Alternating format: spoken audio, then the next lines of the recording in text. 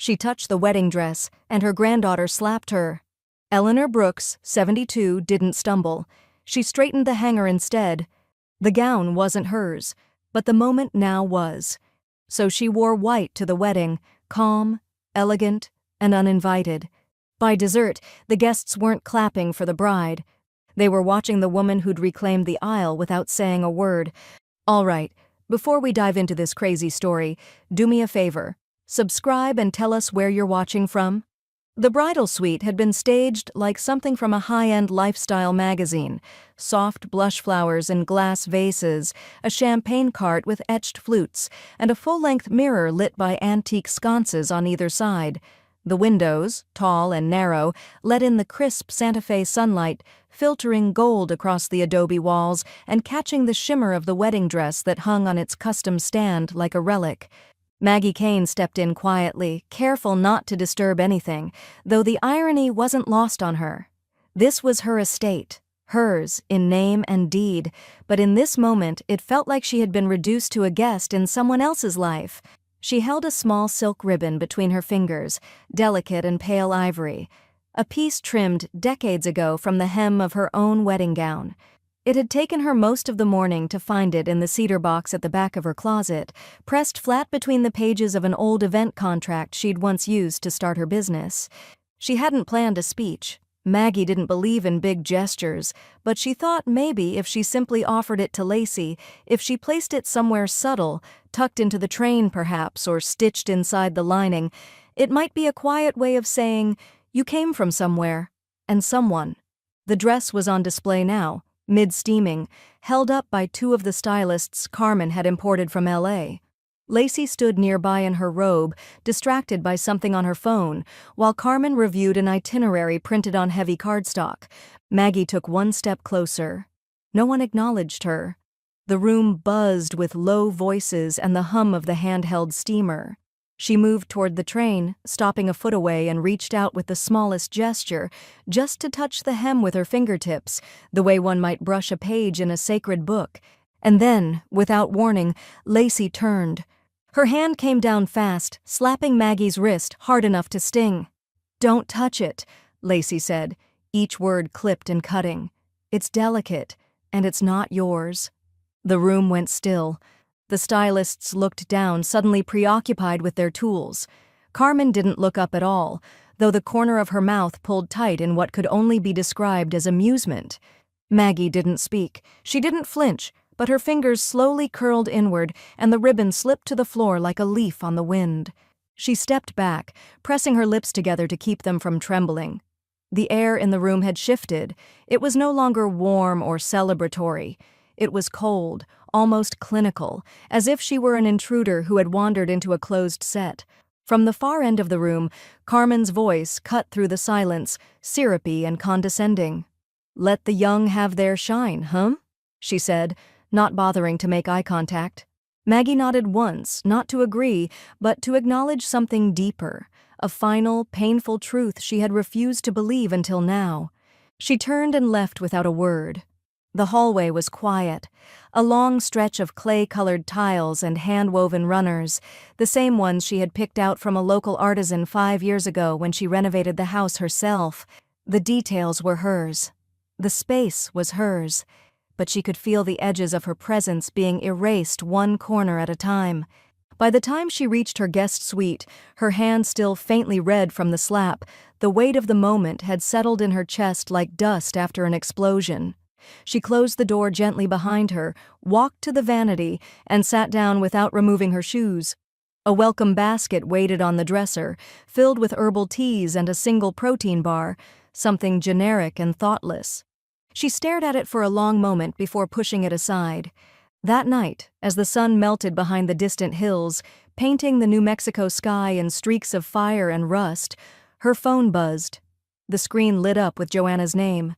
Maggie answered, holding the phone to her ear without greeting. Joanna's voice came through steady and sharp. "What happened?" There was a pause, as if the right words were being sifted from ash. Maggie exhaled. Her voice was soft but unwavering. "I was dismissed." Joanna didn't say anything at first. The line was silent, charged. Then finally she spoke, her tone calm but edged with steel. "Let them think they've won. Just make sure you're the one writing the ending." Maggie looked toward the closet, where her own gown hung inside a garment bag she hadn't opened in years. Something in her expression shifted. Maggie stood in the hallway just before dawn, her coffee untouched on the sideboard, already gone lukewarm. The adobe walls around her caught the faint blue of early morning, still shadowed, still quiet. Somewhere down the corridor, the wedding staff was beginning to stir, heels clicking, carts rolling, whispers already rising behind half-closed doors. She tapped her phone screen again. No notification, no message, no link to any formal invite. Maybe she thought it had gotten lost, or delayed, or forgotten in a shuffle of endless spreadsheets and Pinterest boards and vision decks Carmen had been flaunting since July. But as the coffee cooled and the desert light grew stronger, Maggie knew better. She sat down at the wide oak desk in the guest suite and opened the wedding website on her laptop. Joanna had forwarded it earlier in the week, even though it had never been officially shared with Maggie. The site loaded with a soft chime, doves, lace trim, scripted fonts that made Maggie squint. A photo of Lacey and Evan filled the screen. Evan looked as he always did, neutral, leaning slightly away, as if afraid of committing to a single facial expression. Maggie clicked through the tabs. Our story. Weekend itinerary. Bridal party. Travel and lodging. Each page carefully curated with filters and buzzwords. Love, legacy, light. But nowhere in the listed families, nowhere in the bridal party introductions or the paragraph-long caption beneath Lacey's photo was Maggie's name. She clicked on the seating chart tab, jaw tight. The guest list was alphabetized. Kane, Derek, Kane, Laura, Kane, Lacey, Kane, plus one elder guest. Maggie stared. The cursor blinked. They hadn't even bothered to type her name. A knock came at the door, tentative. Carmen entered before Maggie answered, armed with a clipboard and an over-practiced smile. She was already in full wedding planner armor, black jumpsuit, hair slicked back, tablet in one hand, faux sympathy in her eyes. "I just wanted to do a quick check-in," she said breezily. "Make sure you found your basket and all that." She gestured vaguely at the untouched collection of peppermint tea and trail mix on the dresser. "I noticed something odd," Maggie said, her tone neutral. "I never received an invitation, and my name's not listed on the site." Carmen blinked, not shocked, just calculating. "Oh, that's likely just a formatting error. Happens all the time with these platforms. Squarespace is a nightmare." "A formatting error," Maggie repeated, her voice quiet but edged with steel. "So is forgetting who raised her." Carmen hesitated, lips parting as if to respond, but no words came. Just a tight, professional smile as she tucked the tablet under her arm and nodded once. "I'll bring it up to the bride. I'm sure it was unintentional." Maggie didn't look away. "Don't bother. She was intentional the moment she listed me as elder guest." Carmen took a step back, adjusting her earpiece. "We're all just trying to keep things peaceful today. You understand?" Maggie gave her a look that didn't need translation. A moment later, Carmen was gone. The door shut behind her with a soft click. The silence returned, but this time, it carried weight. Maggie closed the laptop, slow and deliberate, then walked to the window. The sunlight had finally broken past the clouds, pouring over the 5-acre estate like something sacred. From here, she could see the rows of folding chairs already lined up on the lawn. Her chairs, her land, her money, but not her name. The phone rang. Joanna again. Maggie answered on the first ring. "Well?" Joanna asked, skipping pleasantries. "Did you get it yet?" "No," Maggie replied.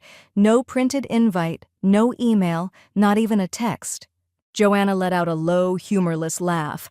"I bet Carmen calls it a tech glitch." She did. There was a pause, and then Joanna said, "You know what this is, don't you? It's not forgetfulness. It's branding. They're building an image, and you don't match it." Maggie turned from the window, resting a hand on the edge of the vanity. "I'm not asking to be center stage."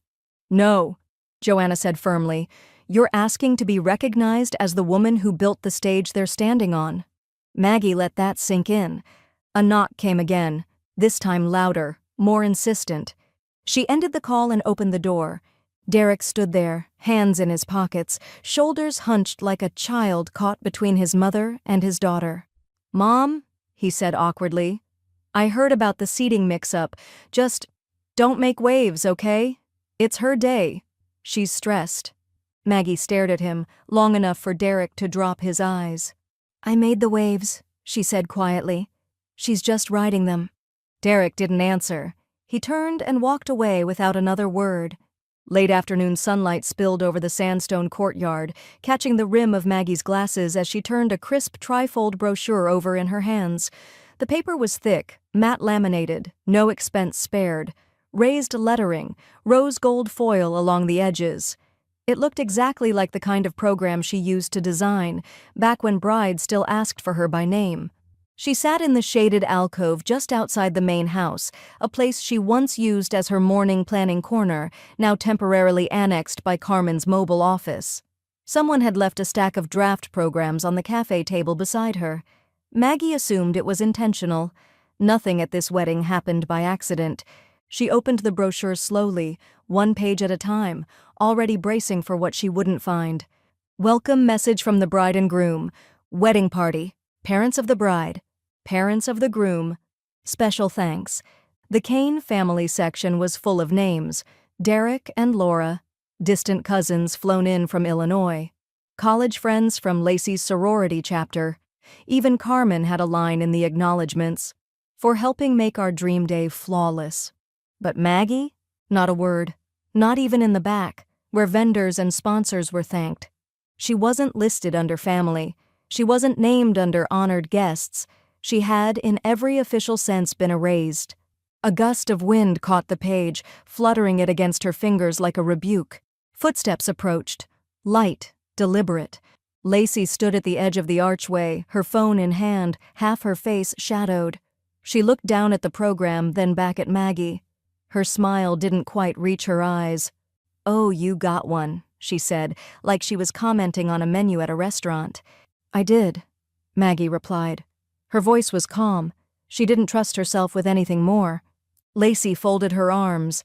"Look, I know it's not exactly traditional, but you're not really part of the wedding party. It's more symbolic, you know?" Maggie blinked slowly. "Symbolic!" Lacey gave a shrug that made Maggie want to shake her. "It's about optics, Grandma. You said yourself, you're not looking to be the center of attention." "I said I wasn't asking to be," Maggie corrected. "That's not the same thing." Carmen appeared behind Lacey, seemingly out of thin air, holding a clipboard and a paper coffee cup. "I meant to talk to you about your seating," she said smoothly. "We were thinking something more toward the back, by the west arch. It's shaded, more comfortable for older guests." Maggie turned her head toward Carmen so slowly that the movement itself became a statement.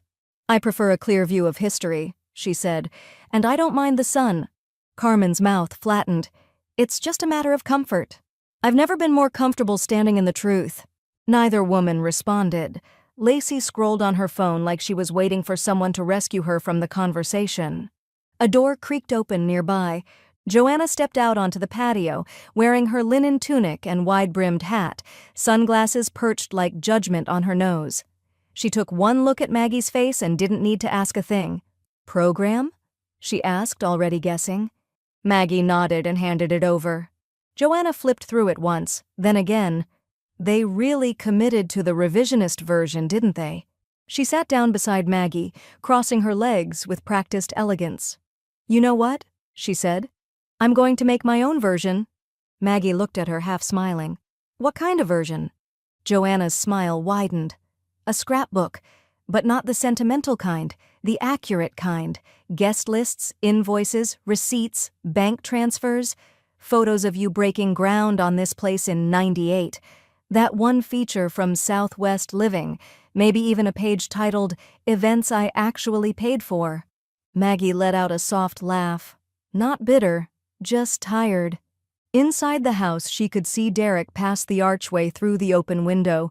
He was walking fast, head down, arms folded, a man trying to stay invisible. He'd seen the program, she could tell, but he hadn't said a word. Joanna followed her gaze. "He won't do anything," she said flatly. "He's too used to keeping his head down. And she's good at using that." Maggie inhaled, slow and measured. "He used to be braver." Joanna rested a hand on her arm. "So did you, before you let yourself believe you didn't belong here." Maggie stared down at the program again. Her name was nowhere on it, and yet the paper still sat in her hands. The rehearsal was scheduled for exactly 3 p.m., but by the time Maggie arrived at the courtyard, the bridal party had already assembled, fanned out in loose clusters along the sandstone path. Carmen's headset buzzed with chatter, and 2 assistants stood off to the side with bottled water and laminated cue sheets, as if the entire wedding had been restaged as a production rather than a promise. Maggie paused just outside the archway. The adobe walls radiated heat from the afternoon sun, and the scent of lavender and sun-baked clay drifted up from the garden beds she had planted herself. Years ago, before Lacey had ever met Evan, before Carmen had ever stepped foot on this land. She stepped into the aisle, and several heads turned. Carmen looked up from her clipboard and offered a tight smile, the kind that said she'd rehearsed this moment more than once. "Mrs. Kane," she said, stepping forward with a practiced air. "We've got a seat for you under the guest tent for now, just during the walk-through. It'll be more comfortable in the shade." Maggie didn't break stride. "I'd like to see things from the front," she said simply. Carmen moved to block her gently, one manicured hand outstretched, palm not quite touching. "There's a sequence we're following, and this isn't—" Maggie stepped past her. She didn't raise her voice. She didn't look around. She walked the aisle as if she had built it, which, in a way, she had. Every stone beneath her heels, every potted desert bloom arranged with intention along the rows of chairs, bore her signature. She reached the front row and sat down, spine straight, hands folded in her lap. She didn't glance at Lacey, who stood near the altar with her veil pinned loosely in her hair, arms crossed tight across her chest. The pause that followed wasn't long, but it was loud. No one moved. A few members of the bridal party exchanged glances, unsure whether to laugh or wait for Carmen to declare it a scene. Joanna's voice cut through the heat like a bell. "She belongs exactly there." She said it without raising her voice, yet everyone heard it. Clear, absolute, unshakable. Carmen stiffened but didn't argue. Not with Joanna. Not with the way Maggie had just redefined the front row without asking permission. Lacey's voice came fast and brittle. "This is my rehearsal," she snapped. "It's not about her." Joanna raised an eyebrow. "Then you shouldn't have held it on her land." Lacey turned on her heel and stormed toward the patio, muttering something to Evan, who blinked slowly as if just catching up. Maggie didn't flinch. She didn't follow. She sat still and silent while the others resumed positions, reading from cue sheets, adjusting their timing, pretending nothing had happened. But everyone knew something had. Later, after the sun had dipped low enough to throw long shadows across the courtyard, Maggie returned to her room without a word. She took off her shoes and set them carefully by the door, then walked to her writing desk where a leather-bound day planner lay open. She turned to the next blank page and wrote, in neat cursive, 3:16 p.m., walked the aisle, sat front row. Lacey rattled, Carmen stunned. Below it, she added, "Keep going." Then she reached for her phone.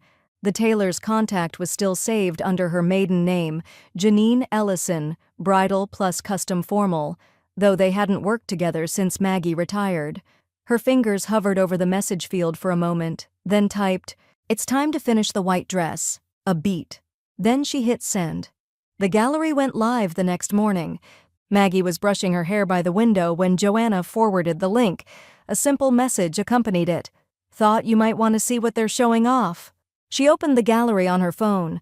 Lacey and Evan were everywhere, laughing in golden hour light, noses touching on the veranda, posed in the vineyard with champagne flutes held just right. Carmen had hired a pre-wedding photographer to document the entire week, from dress fittings to family arrivals to the rehearsal dinner, and now the preview set was up on a slick, mobile-friendly slideshow. There were group shots of the bridal party, candid smiles from cousins and friends, A three-generation family photo in front of the adobe entry arch, with Derek in the middle, flanked by Lacey and Laura, arms linked. Maggie wasn't in any of them. Not one. She scrolled back, slow and deliberate, checking each slide with increasing precision. She remembered being there, behind the vineyard, one hand resting on Derek's shoulder during that wide shot they'd staged. She remembered standing between Laura and her youngest granddaughter during the cake tasting. She remembered the pop of the camera flash as she stood with Evan's parents near the wildflower wall she'd personally commissioned 10 years ago. But in the gallery, it was like she'd never existed. She reached the end of the album and stared at the final slide, a quote from Lacey in looping script. "It means everything to celebrate surrounded by those who shaped our love story." The phone buzzed. Another message. Joanna again. This time it was a screenshot from a vendor email sent to the photo team and stylists the week before. Bride requests minimal elderly guest inclusion in key promo materials, focus on young, dynamic moments. Maggie stared at it until the screen dimmed. She didn't speak. She didn't cry. She simply picked up her planner, turned to a fresh page, and wrote, "Erased again. With intention."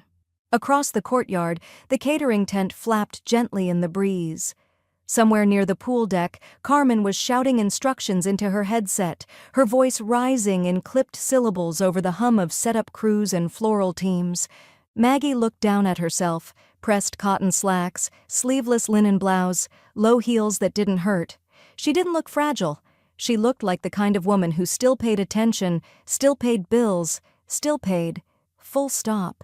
She reached for her tablet, tapped open a browser, and typed one name: Sierra Montez. Local lifestyle blogger, Santa Fe-based, fiercely pro-small business, anti-performative luxury, and notorious for exposing hollow pageantry hiding real people. Joanna's idea. Maggie handed the tablet to her friend 10 minutes later on the garden terrace. "Send her whatever you want," she said. "All the facts. Just don't lie." Joanna didn't smile. She just nodded once and got to work. By late afternoon, Sierra Montez had replied with a request for a short phone interview. By evening, the call had happened, and by nightfall, Maggie's inbox held a draft of the post, tentatively titled, "The Matriarch Behind the Venue, How Maggie Kane Built the Dream Her Granddaughter Forgot." Sierra's questions had been simple but pointed. "You were Santa Fe's first woman-owned event venue builder?" Maggie had replied, "I was. I built 3 locations before I was 45. And this venue, this estate, was paid for?" "In cash," she said. "The deed is still in my name." The next morning, the post went live.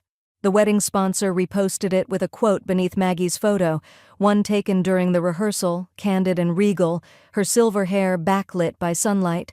"She doesn't just hold legacy, she created it."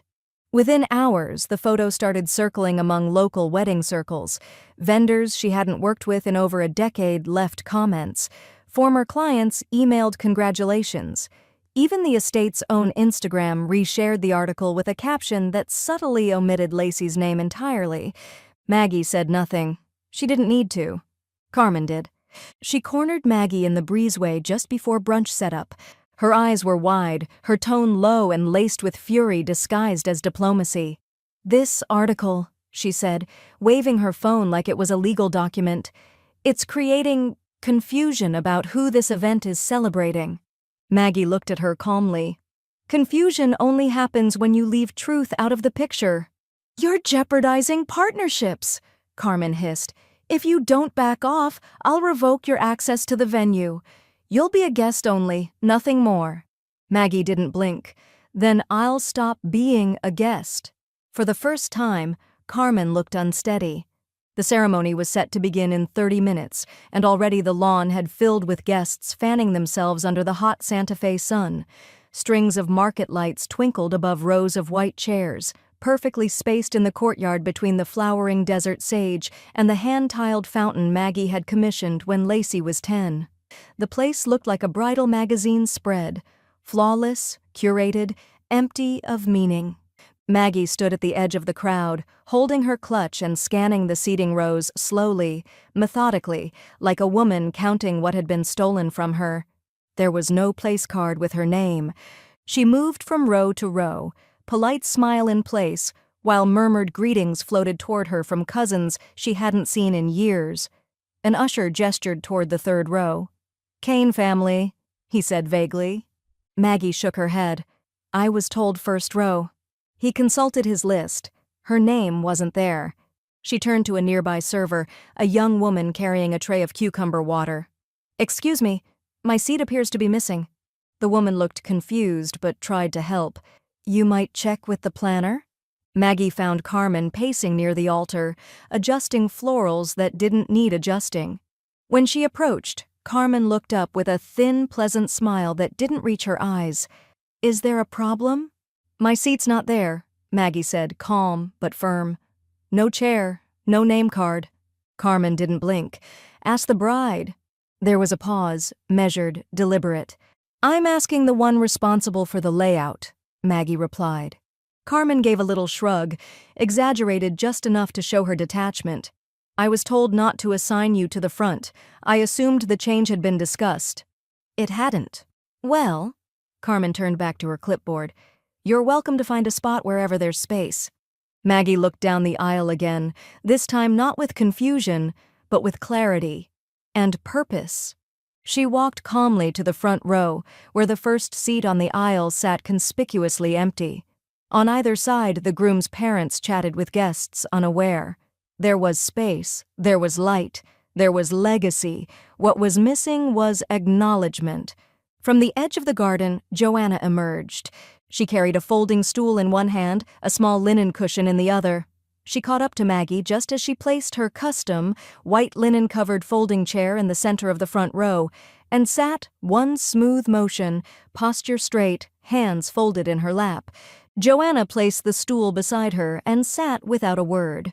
When Maggie looked over, Joanna offered her a glass of water from her own bottle, then murmured just loud enough to be heard, "We're not furniture, you know. We're foundation." Maggie smiled faintly. "I'm starting to remember that." The music began, soft strings winding through the speakers. The crowd rustled, heads turned, then came the stillness that always falls when a bride appears at the end of an aisle. But Maggie didn't turn. She watched the altar instead. Lacey took 2 steps out from behind the trellis, her hand looped through Derek's arm, her veil falling just right beneath the crown of baby's breath and silk ribbon. She was radiant, manufactured, expensive, and furious, because her eyes had already found the front row, and Maggie was there. Unbothered, unapologetic, unmissable. Lacey faltered for the briefest second, just long enough for Derek's grip to tighten on her hand, just long enough for Joanna to see it, smirk, and shift her stool an inch closer to Maggie's chair. Carmen, watching from behind a potted palm, made a sharp gesture to one of the assistants, something frantic, something corrective, but it was too late. Maggie Kane had seated herself where she belonged, and nothing in the program, the seating chart, or the design deck could erase the image now unfolding in real time. The heat had softened into something golden and forgiving, the kind of desert warmth that made everything glow just a little more than it should. It caught the edge of Maggie's dress as she adjusted the hem gently across her lap, the fabric whispering against itself like a secret. It was ivory silk, matte, not flashy, but undeniably elegant.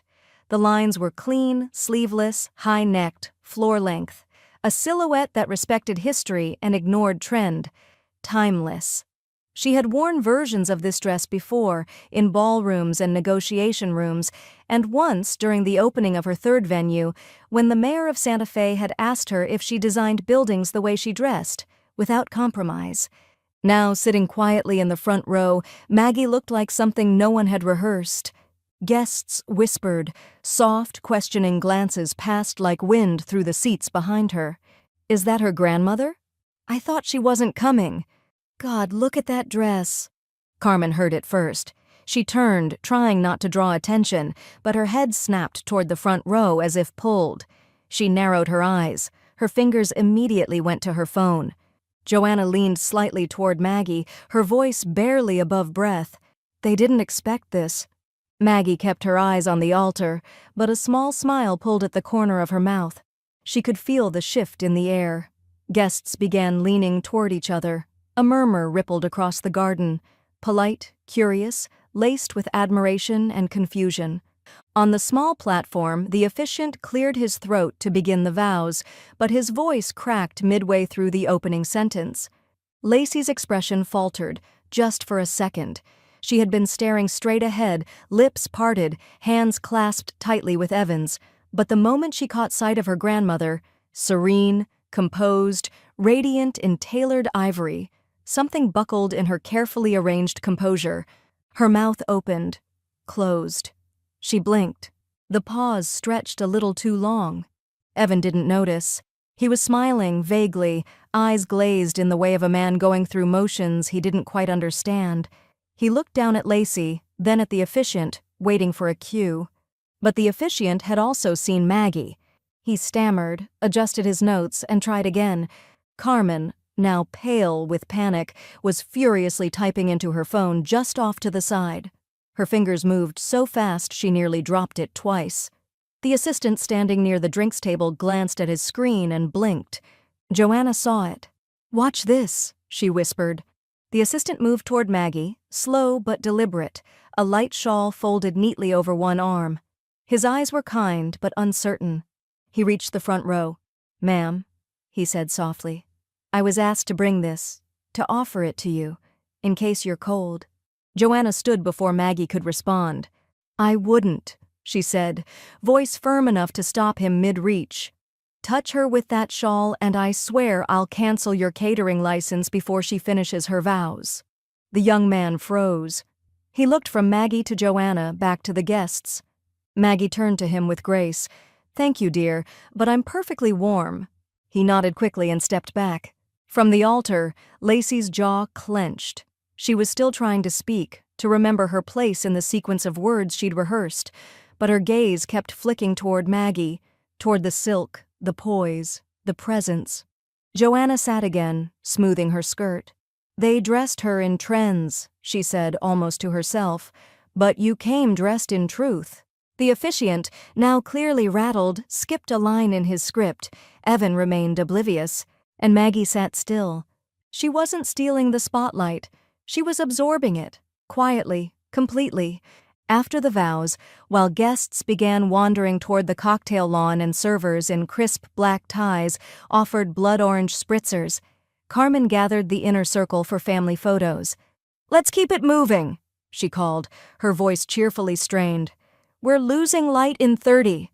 The adobe wall behind the fountain had been transformed into a photo backdrop, desert florals climbing up trellises, soft uplighting casting shadows in just the right places. A second photographer, different from the morning crew, adjusted her lens beside a large reflector. Carmen had hired her specifically for editorial shots, branded content, Lacey had called it, legacy images for our future. Maggie stood near a potted juniper, quiet, hands clasped in front of her silk dress. She hadn't been told about the photo call. No one had summoned her. She watched as the lineup began forming. Evan in the center, Lacey slightly angled beside him, Derek and Laura on one side, the groom's parents on the other. Carmen hovered like a shadow, adjusting people by the elbow, tilting chins, smoothing lapels. The photographer motioned for one more person to complete the symmetrical spread. Joanna leaned toward Maggie. "Go." Maggie's heels made no sound as she crossed the stone. No one saw her coming until she stepped neatly into the space between Evan and Derek, dead center. A breath caught somewhere behind the lens. Derek stiffened. Evan blinked, confused but compliant, his hand still loosely holding Lacey's. And Lacey, her face didn't change, not at first, but something about the edges of her smile hardened, tightened, then trembled. Maggie turned slightly toward the camera, her posture elegant, unhurried. She placed one hand on Evan's forearm, the other lightly on Derek's shoulder. No words, no requests, just presence. The photographer adjusted her lens, then, click, another shot, then another. No one asked Maggie to move. Carmen approached from the side, hovering behind the lighting crew like she wasn't sure if she should interrupt or implode. She leaned close to the photographer. "Could you, maybe one without her?" The woman behind the lens didn't respond. She just kept snapping, Carmen's smile didn't reach her voice this time. Could we get the bride centered? For this set? Joanna stepped forward before Maggie could even turn.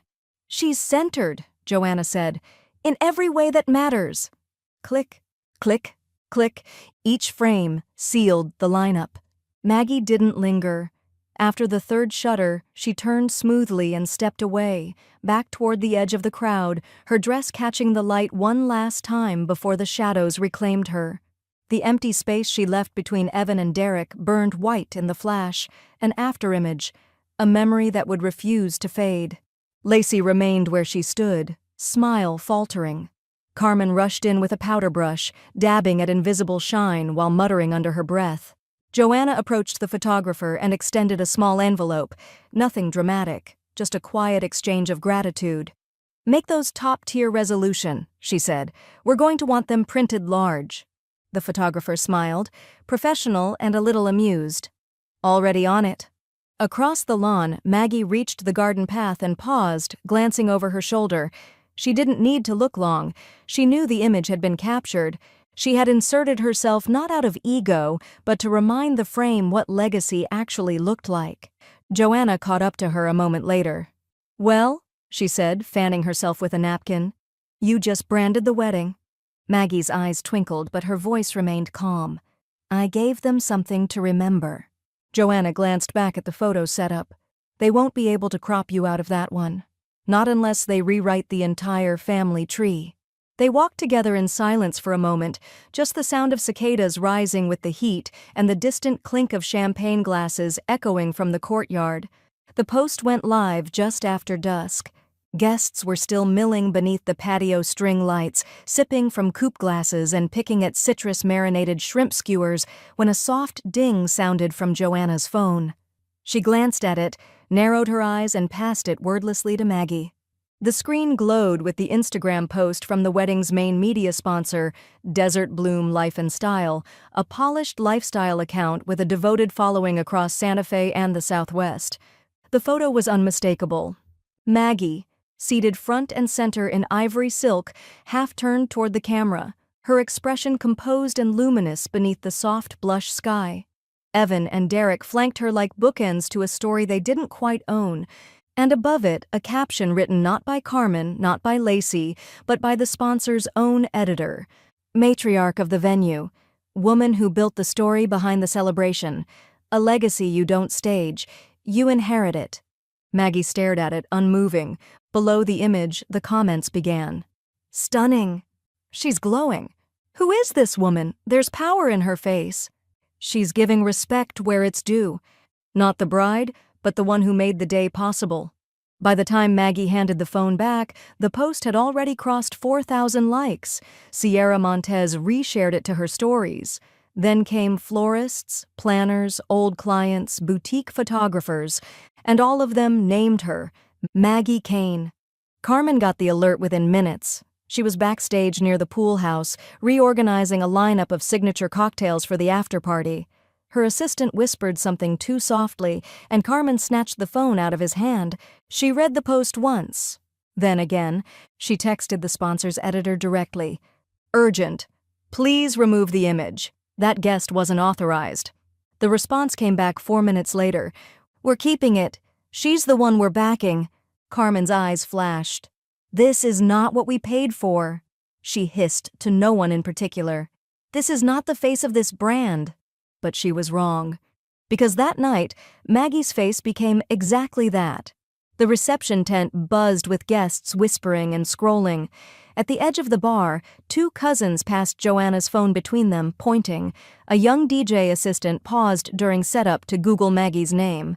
Even Evan's mother leaned in during dinner to say, "I saw the post. You looked powerful." Maggie only smiled. "I've always been." Backstage, Lacey was just stepping out of her second dress, a sheer, pearl-studded slip she'd chosen specifically for her reception entrance, when the first whisper reached her. A bridesmaid handed her the phone with a grimace. Lacey read the caption in silence. The muscles in her face didn't move. Then she turned, slow and surgical, and flung her full cocktail glass at the mirror. The splash hit the gown before it hit the glass. Pomegranate and champagne ran like blood down the front of the dress, staining the delicate fabric in a spray of soft violence. Gasps rose from behind her, but no one spoke. The room shifted around her as she stood, shoulders heaving, hands clenched, mascara just beginning to break beneath her eyes. She ripped the dress from her shoulders and let it fall. It hit the tile like an offering no one wanted.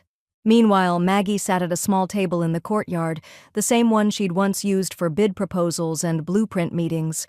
A server appeared with a small white box tied in twine. "Delivery for Mrs. Kane," he said, placing it gently on the table. Maggie raised an eyebrow. "From?" He smiled. "Anonymous. Came with the florist van about 20 minutes ago?"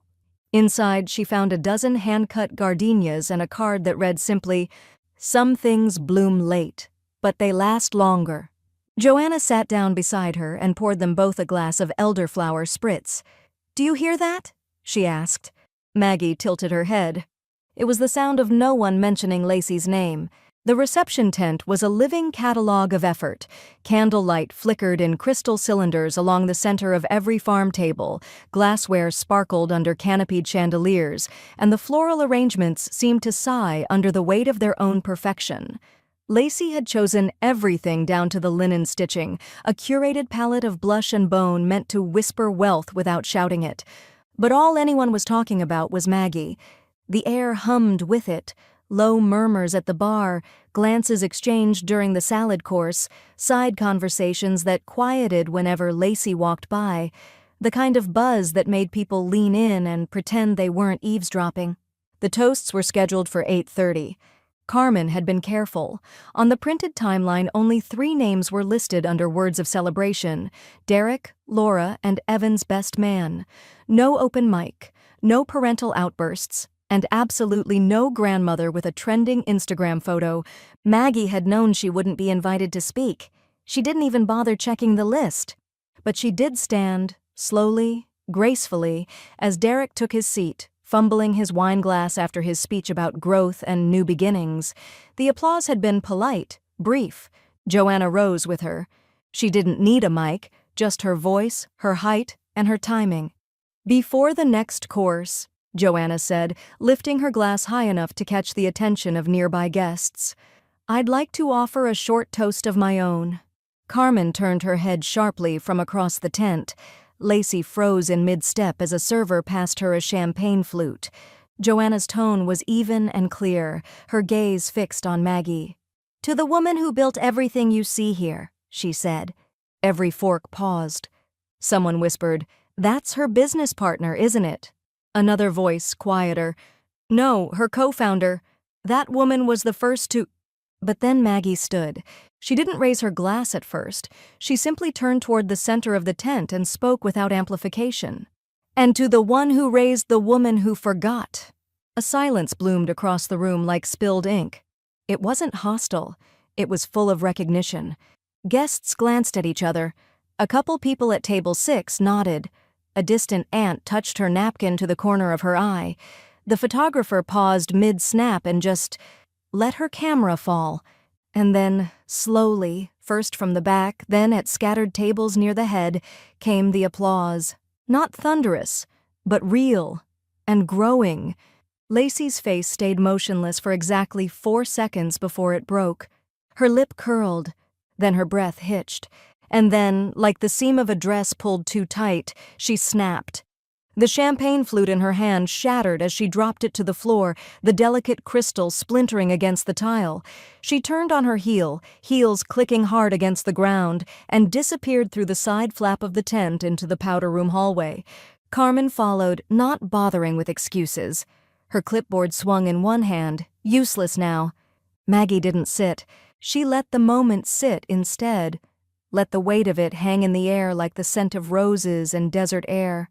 Then she lifted her glass, finally, and took one slow sip. Joanna leaned closer.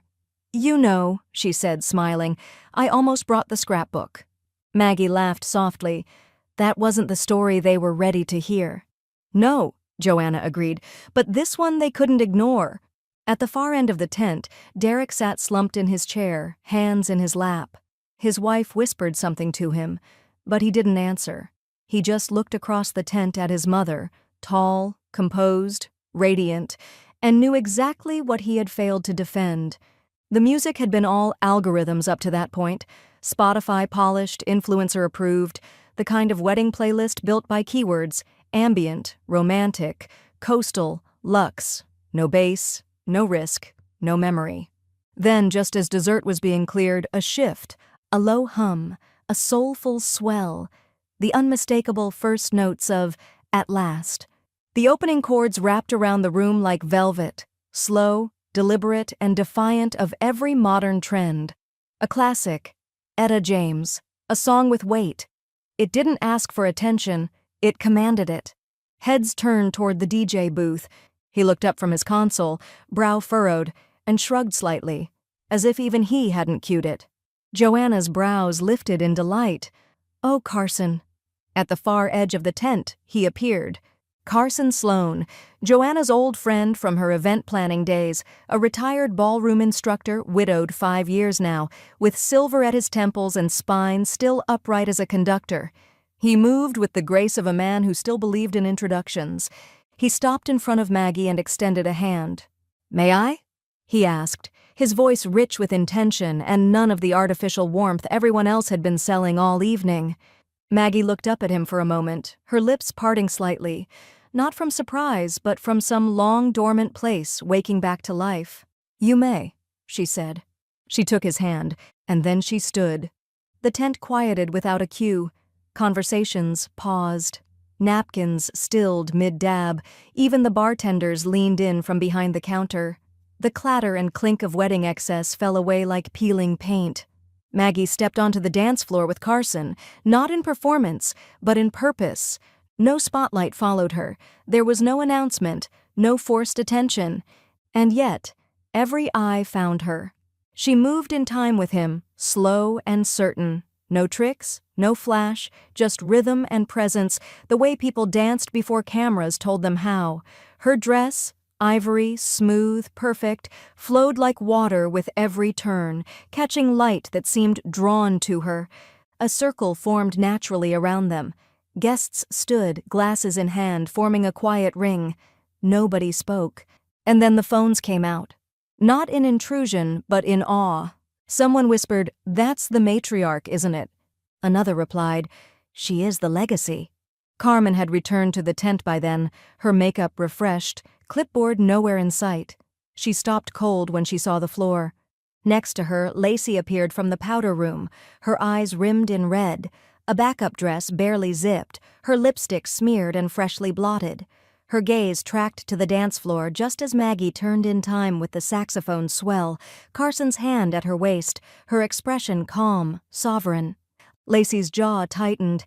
Every bit of image she'd crafted for this night, curated, filtered, focus grouped, was collapsing under the weight of something real.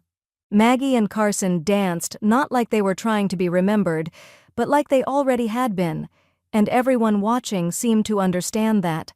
Joanna, from the edge of the circle, raised her glass once again and murmured, "History in motion." The music dipped into its final refrain, and Carson brought Maggie into a slow, deliberate turn, one last movement that left her perfectly centered under the canopy lights. When the song ended, there was no applause, just silence, then the shuffle of awe. A moment later, the DJ leaned into the mic, his voice low, unscripted. "Ladies and gentlemen, thank you. That was unexpected." Maggie turned to Carson, touched his shoulder gently, and stepped back. Her heels clicked softly against the dance floor as she exited the circle the same way she had entered it, without asking permission. The chant started soft, like an obligation. 3, 2, 1, and then the burst. A cannon cracked open overhead, and a glittering hail of biodegradable confetti fluttered down across the estate courtyard, catching in the overhead string lights, in the folds of chiffon dresses, in the gelled hair of guests who'd been standing in formation for nearly 20 minutes waiting on cue. Lacey and Evan stepped through the archway together, her veil pinned again, her bouquet down to the emergency florals, his tie crooked and lip gloss streaked on his cheek. They smiled, wide, gleaming, hollow. Flashes fired from the sponsor's photographer. Someone blew a noisemaker. The crowd clapped, but no one shouted.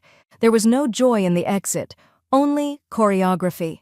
From the second-floor balcony that overlooked the scene, Maggie watched with a glass of water in her hand. No wine, no garnish, just clean clarity in a clear crystal tumbler held loosely in fingers that didn't tremble. She stood behind the wrought iron railing of the balcony she'd designed herself. The metal still bore the sun-burnished patina of the summer she commissioned it, 1999, right after closing on the land. She had stood there once before, the night they poured the foundation, imagining what legacy might look like one day. She hadn't pictured this, but it still felt earned. Joanna stood beside her now, arms folded lightly, a fresh lipstick print on the rim of her wine glass. "That's the smile of someone who's Googled how to look grateful when you're dead inside," she muttered.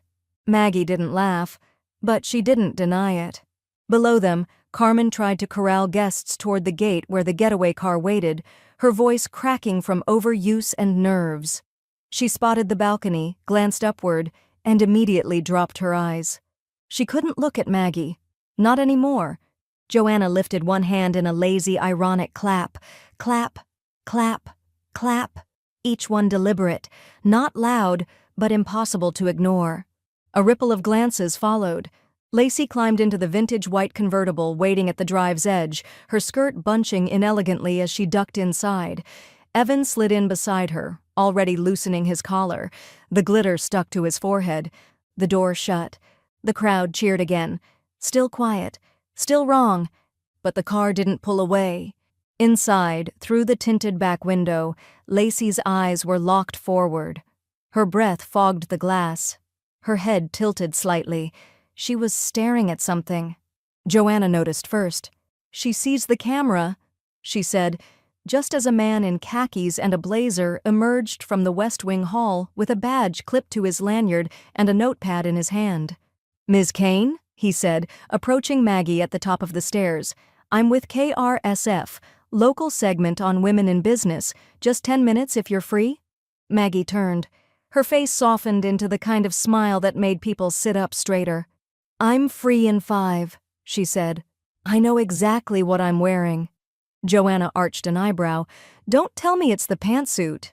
"No," Maggie said, already turning toward her suite. "It's the one I designed for the governor's gala in 2004. I just never had a better reason to wear it." The man from KRSF looked impressed. "I'd love to get a shot in front of the balcony if that's okay." Maggie didn't pause. "Of course. It's where legacy stands." And with that, she disappeared down the hall, heels echoing softly on reclaimed wood. Outside, the limo finally started to pull away, its driver weary from delays. The crowd waved half-heartedly. The bride didn't. Inside the car, Lacey turned her head sharply toward the estate's north wing as it receded behind them, just in time to see the camera lights flick on upstairs. The news crew had already begun filming. A makeup artist stepped back from Maggie's face. The lighting tech gave a thumbs up. Joanna stood just off frame, holding the cue cards, not that Maggie needed them.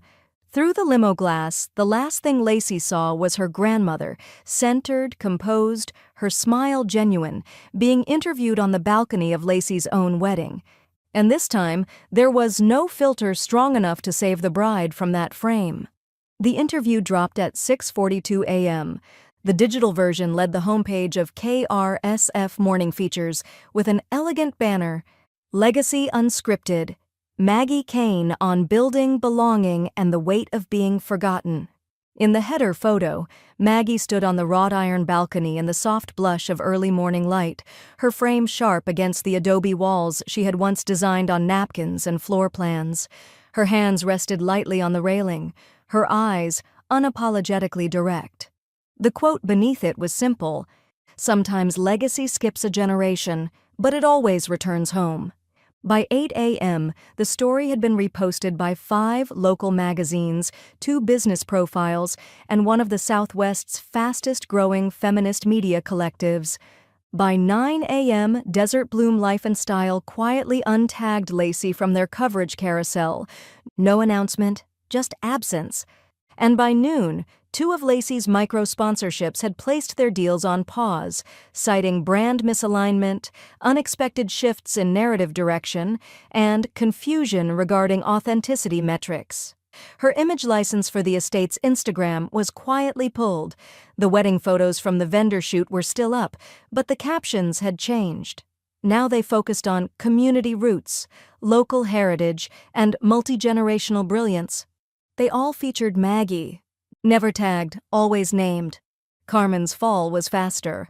That same afternoon, the estate's management team issued a statement thanking her for her service and announcing a shift away from influencer-centric packages. A politely worded email went out to the next season's brides. "We are no longer offering curated content partnerships. We believe in unfiltered celebration." Joanna forwarded it to Maggie with one line, "Clean sweep."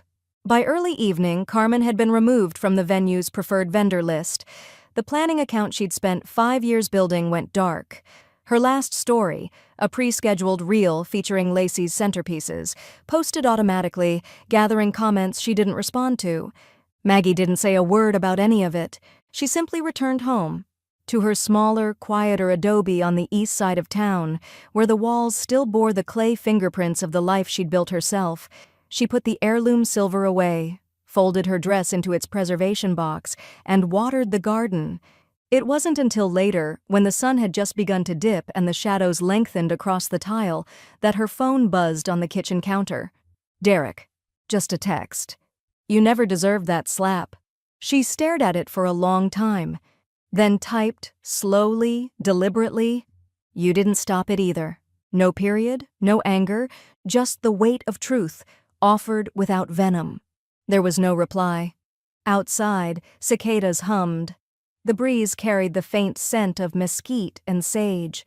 Inside, Maggie set the phone face down and went to the porch. The mail sat in a tidy stack beside the rocking chair. Joanna had collected it while Maggie was gone. On top was a padded envelope from a regional arts foundation, one Maggie hadn't spoken to in years. She opened it. Inside, an invitation.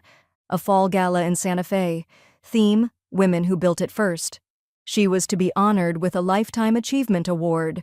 Press was expected, a feature in Southwest Architect, possibly even a retrospective. There was a handwritten note tucked between the pages.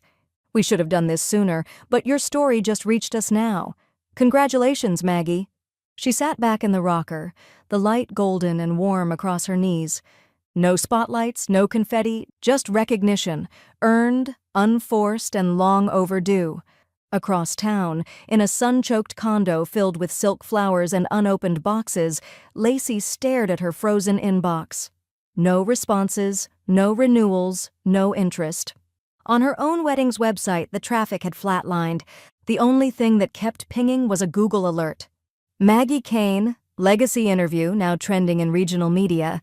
The spotlight was gone, but the shadow it left, that was shaped exactly like the woman she had tried to erase. The first Monday after the wedding passed quietly.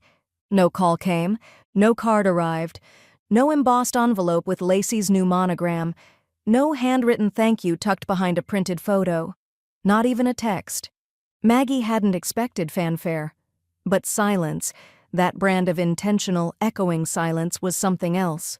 She spent the morning at her desk, the same oak-topped one she'd used since before the estate had a name, answering a few lingering emails from local vendors who'd reconnected after the interview aired. A florist offered a standing arrangement for her new studio space. A lighting tech wrote, "Thank you for reminding us who really holds the vision." She replied kindly to each one, then opened a blank sheet of stationery and began to write herself a thank you note.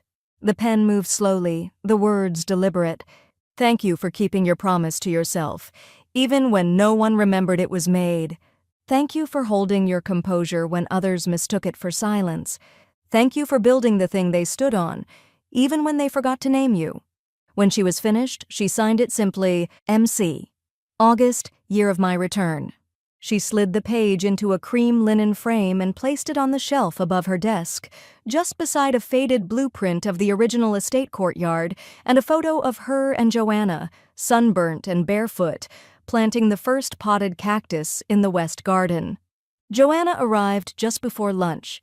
She carried a cardboard mailing tube and a small cooler bag. "Leftover champagne," she said, setting the bag on the kitchen counter. "And this, hot off the press." From the tube, she unrolled the front page of Southwest Architect magazine's Legacy issue. There, in full bleed glory, was Maggie. Balcony, blazer, sunlit smile. The pull quote was different from the KRSF headline. "I didn't build for approval. I built to last." Maggie ran her fingers lightly across the print.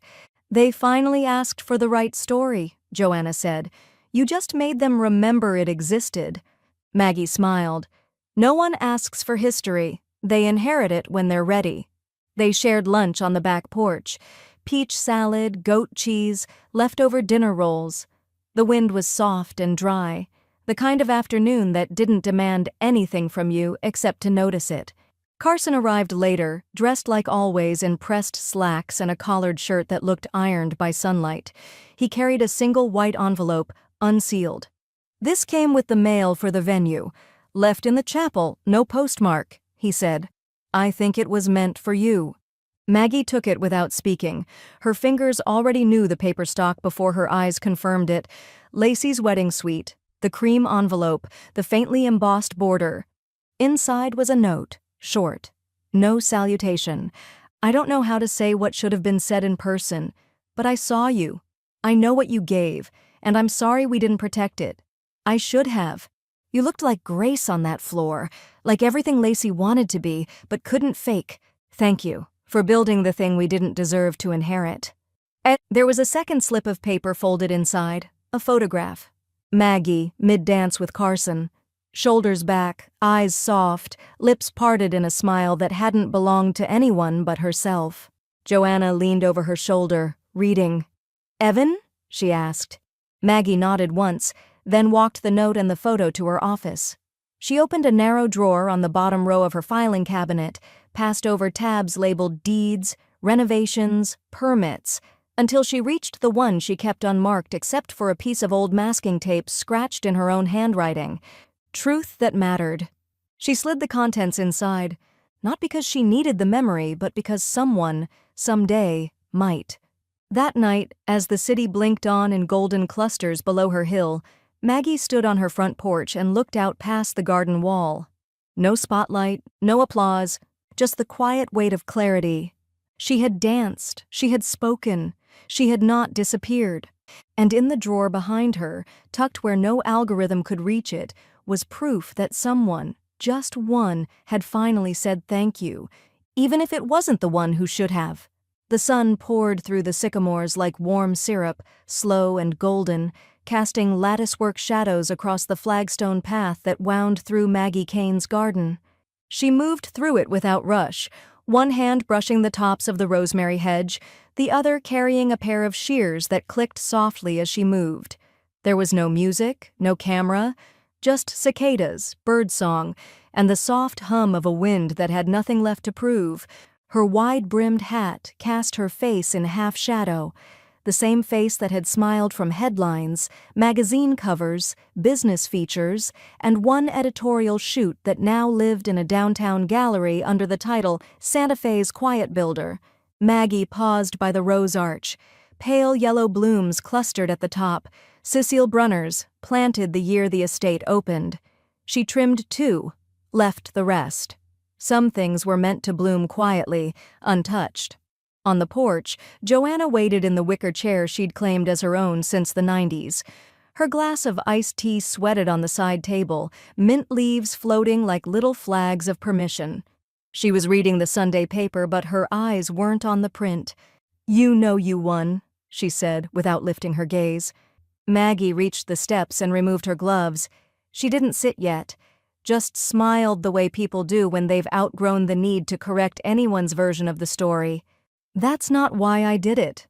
Joanna laughed softly. "Doesn't mean it's not true."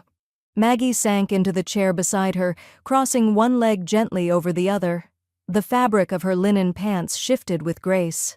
The house behind them, freshly painted and always clean, stood quiet in the heat. Inside, on the far wall of her office, hung a new frame. Not oversized, not flashy, just deliberate. It was the photo, the one taken during the editorial family set. The one the photographer had posted with no caption and no hashtags, and yet it had circled through every planner's mood board in the region since. Maggie stood at center, ivory silk gleaming beneath filtered sunset light.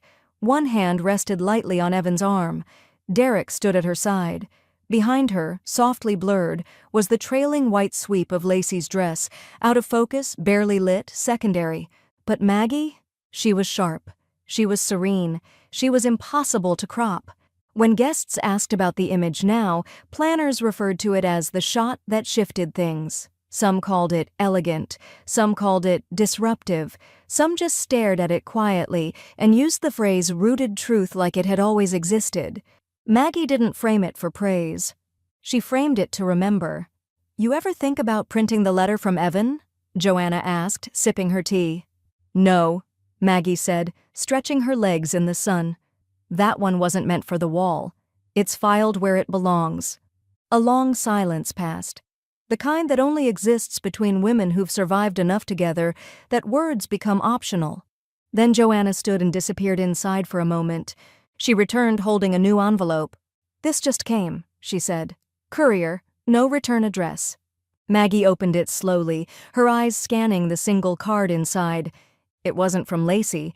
It was from the venue board. A formal invitation to consult on their seasonal design strategy, full creative control, a stipend, and a line in bold at the bottom. "Our future cannot be curated without the woman who built our past." Maggie tucked it beside her chair for later. She had flowers to arrange first. In the office, beneath the framed photograph, the morning light caught the glass just right, illuminating her face, softening the rest. Lacey's white dress in the background was nearly invisible now. But Maggie was legacy made visible, and the words she had once only said to herself were now the ones the town repeated like gospel. As she looked out at the garden, Joanna handed her a fresh glass of iced tea and said nothing more. There was nothing left to prove, nothing left to win. Just sunlight, breath, and proof that remembrance sometimes grows where erasure once stood. And Maggie, calm and quiet beneath the shade of her porch, thought, "She wore white for attention. I wore it for remembrance, and left with everything that mattered.